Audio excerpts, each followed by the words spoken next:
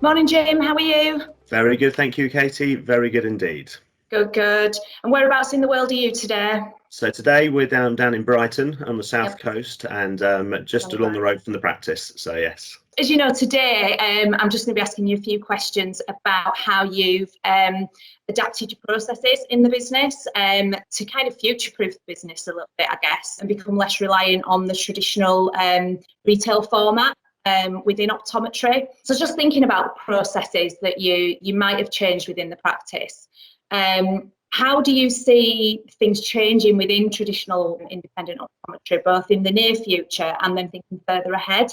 Of course, yeah. It's been an interesting, obviously, world post-COVID, as we've described it as. It's been an interesting journey so far. We've always been fairly on top of the future developments which are happening with optometry, but this has really forced us to sort of look again at our business model and decide whether is the traditional model the one which we want to run with. And actually, what we found is certainly over the last, best part of 4 or 5 months, what we found is that we've had to evolve and we've had to have that ability to almost slightly pivot on our traditional model and actually come up with some new ideas.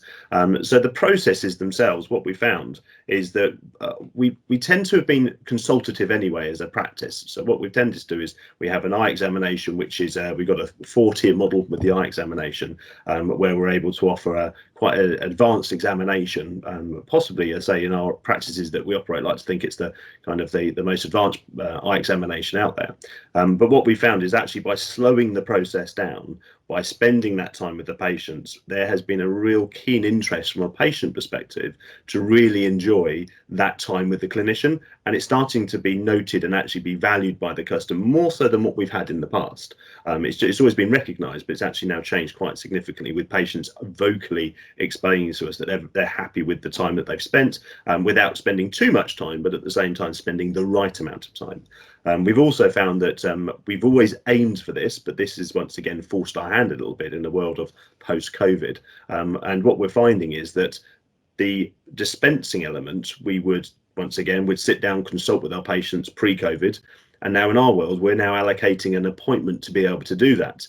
And by doing and spending the time with the patient, what it allows us to do is uncover those visual needs, uncover all the things which we would aim to do in a perfect world. And even though it's not a perfect world, the conditions are now right for us to have that slightly slower conversation, uncovering those needs, whether it be sunglasses. And I kid you not, we have sold more swimming goggles in lockdown than we had the whole of the year before. It was just interesting.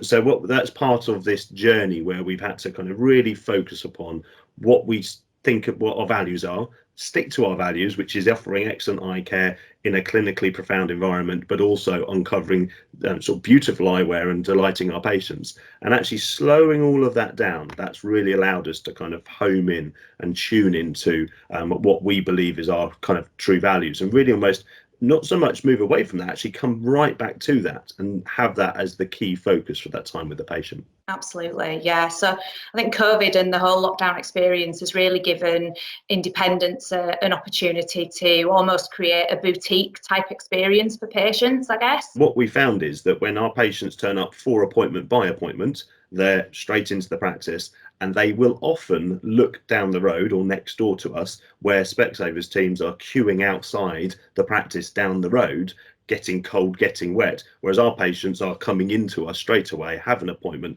and it's almost like a concierge service, like you described as well, with the kind of the boutique setup. And that seems to, once again, patients seem to appreciate that, because once again, we position ourselves in the market in a particular place that allows us to once again have the better equipment or have strong clinical standing and strong clinical protocols in place. That does take time, so therefore our value of our examinations is slightly greater. So what we find is that actually that together means that we are offering that boutique service. So I just thought I'd reference that because it was important. How have you adapted your business model then to incorporate things like subscription models and schemes? Has that changed at all? When it comes to subscription models, we've been fortunate that we've had a subscription model of sorts over for the last 15-20 years. We described it as our Vision Extra plan, and Vision Extra for us is a way of us to be able to provide products to patients either whether it be contact lenses, solutions, nutraceuticals, and in some occasions we do this via, most cases it's done via direct debit. And what we do is we have a subscription model for products, and we also have a subscription model for fees.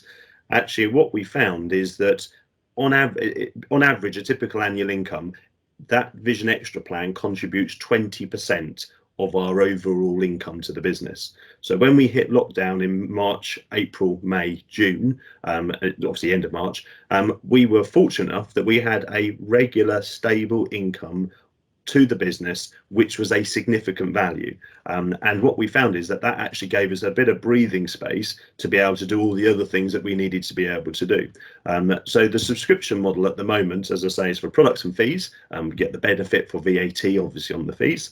And what we found is that has helped us, and it's also highlighted that we could do so much more. So our plan for, as we approach the back end of this year, making plans for 2021, is to evolve that subscription plan to be able to encourage more patients to come onto it, so that we have a even more robust and stable business model, but also that we have a business model which, once again, I would say ties people in. I don't want to use that phrase because it almost sounds very negative, but actually it's a nice way of being able to breed loyalty, and it's a good way of being able to communicate with your customers, because you've got a very good reason to communicate with your customers, as opposed to just pushing things out to your database and into the ether.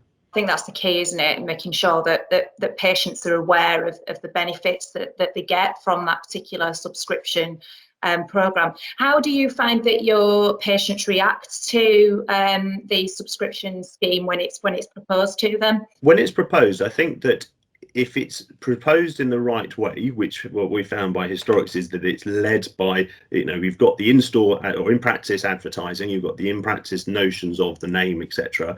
And then when it's recommended by the clinician that this is the best way for me to look after your eyes, as long as it is, then that is absolutely where the first seed is planted.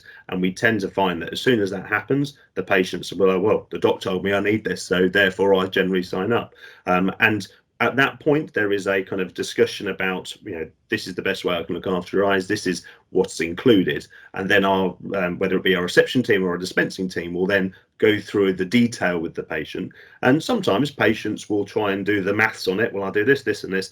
And typically those aren't the patients who will sign up to it and stay with you forever. So they might not be your best patient to go onto a subscription model. What are you thinking about now in terms of future-proofing the business, in case we have any more future lockdowns, etc.?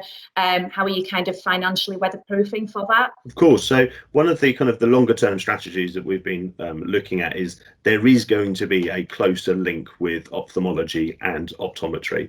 And I'm pleased to see it. First of all, I think that's definitely something which is going to happen. We've always had ophthalmologists held as these godlike creatures which look down upon us mere mortals. And actually what we found is that once you get underneath it, at the moment the ophthalmologists are up against it. There's no two ways about it. Whether you're private, whether you're NHS, they unfortunately have got a lot on their plate. And we're predicting a change that more patients are going to want to have a private service in the future, whether that be through medical healthcare, whether that be through the weighting of decision making when it comes to taking private operations and private surgery.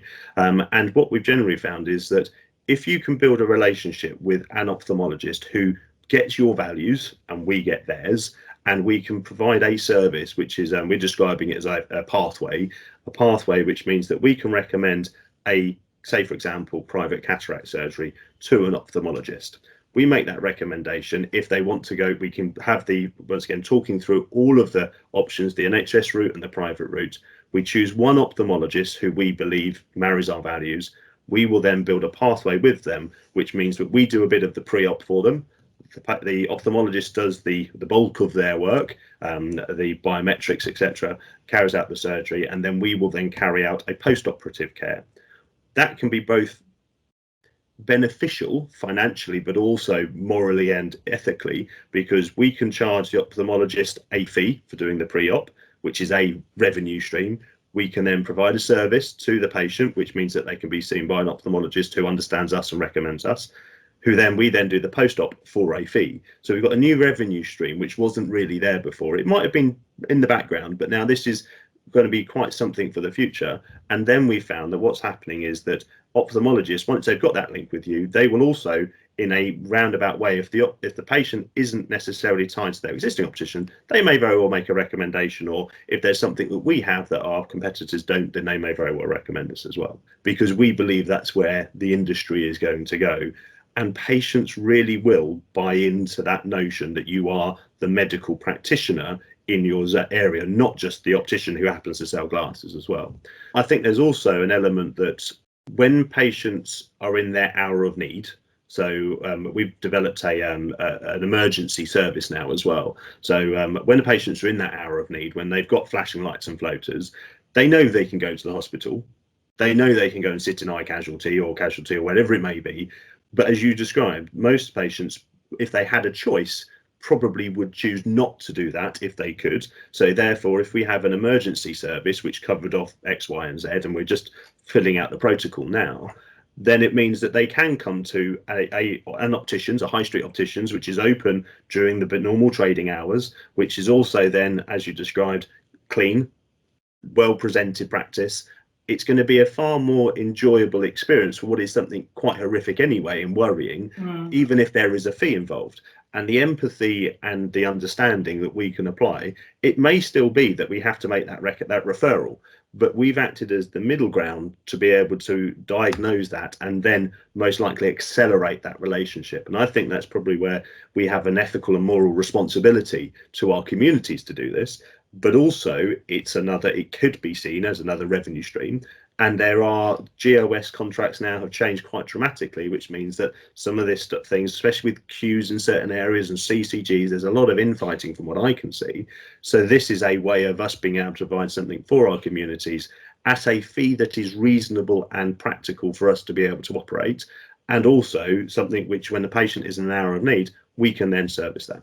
What I also think we'll find is that there is going to be a move more towards boutique style eyewear, because once again in lockdown, when we arrived here, what we found was that the amount of people whose glasses broke, who needed something quickly, who actually didn't have a spare pair or didn't have an alternative.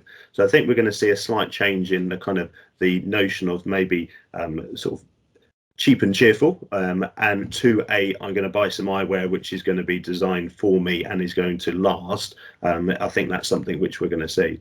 I think you'll also see a change within the independent sector, where you might find mini groups forming, for example, where you can maybe share overheads with another practice. If you've got two opticians in the same town who are independent, don't operate separately, join forces, halve your overheads, work together. And I think you'll see a lot more of that linking up of optometrists, and potentially even a greater number of smaller groups developing, because you can share resources in the same way. So if there was any one kind of golden nugget that you'd like to share with your colleagues around, kind of, I guess, weathering the future storms, what would that be?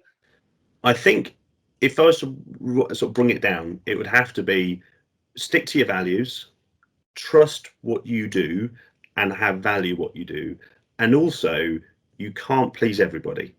I think that at this moment in time, we love to be all things to all people. However, we've got a very strong competitor in the optical market, several strong competitors, but they are going for a particular type of aspect of the market.